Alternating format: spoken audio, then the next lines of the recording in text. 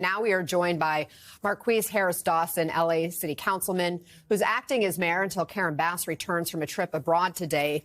Councilman, thanks for joining us. First, how would you describe what is happening in your city this morning?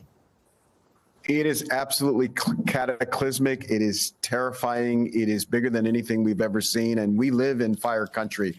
We're used to having fires every year, particularly since the onset of climate change. But what we see today, 3 full-scale fires and 2 smaller fires all at once in Southern California is one of the most outlandish things that we've seen with regard to fire. At the same time, we've got absolutely the best people in the world working on the ground to get us through this.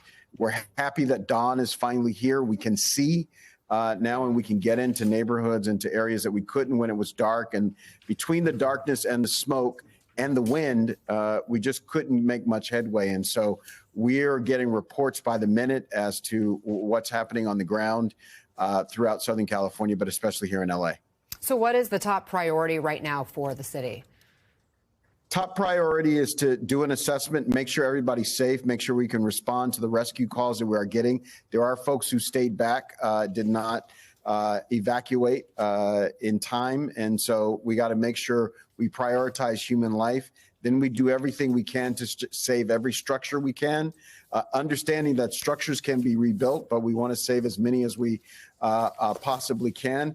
And then create the environment on our streets and roads that emergency vehicles, emergency personnel can get around the city, because they're going to need to be a lot of different places in the city today. We mentioned that Mayor Bass is returning from a trip overseas, but she has been communicating on social media, and she shared some information about emergency shelters in Los Angeles.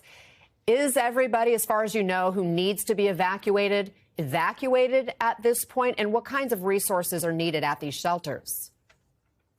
Well, you know, at the shelters, we need everything that you need at a shelter, you know, food, blankets, places for people to sit and lie, activities for young kids. I want to indicate that our shelters are very, very well prepared, and we were well prepared for this disaster, as well prepared as you can be. So there are places for seniors, there are places for kids, there are places for adults. We do need toys, I'm understanding. I think video games will be a big hit inside some of these shelters. The other very, very important thing to know about Southern California is that there is shelter for large animals out in the San Fernando Valley, and there's shelter for small animals as well. So we feel like we've got places for people to go. We just need people to raise their hands and try to follow the evacuation orders as they came. Sorry, I had to just wave to the chief of police who just joined us in the emergency center. Well, if they want to join us, too, feel free to bring them into the conversation here. But while I have you, some of these images we've been seeing taken by people in their homes with fire surrounding them, the reporting about people having to get out of their cars as they're trying to evacuate because they're stuck in traffic, but the flames are getting closer, so they're getting out and trying to run on foot to safety. We haven't had any reports so far of deaths. Can you confirm that? Still no confirmed fatalities?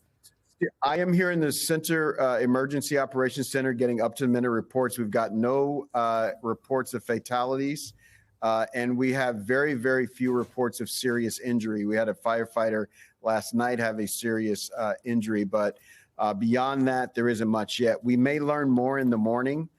So far, our personnel has been great, and people have been great. People have mostly evacuated when they've been asked to, or when they felt like they should. Some people have been smart enough not to wait for an evacuation order, and we've been able to work around the traffic jams that we have. One thing I would say to everybody: if you see fire, evacuate. Don't wait for somebody to tell you that you should evacuate. And for goodness sake, it's one thing to stay and try to protect your home.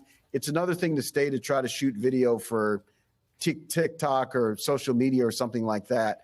Because when we have to go rescue, that pulls resources away from other things like structure fires. And so, again, folks are doing great. Our personnel is doing great, but we've got to stay on it to get out of this disaster with as little loss of human life as possible. Again, it's just about 7:30 there. local time. So sun just coming up, and this battle is really beginning today. What is being done to keep this fire from spreading to the heart of LA? Well, our fire personnel strongly believes that now that they have visuals, we can work to contain the fire and begin to get some containment. As you know, on all three of these big fires, we have zero containment at this moment. We think even with the bad winds, our ability to see into these neighborhoods will help us begin to get some containment. All right. Councilman Marqueece Harris Dawson, thank you so much for your time. Best of luck in the efforts to get these fires under control and keep everybody safe. We appreciate you. Please keep us in touch with us.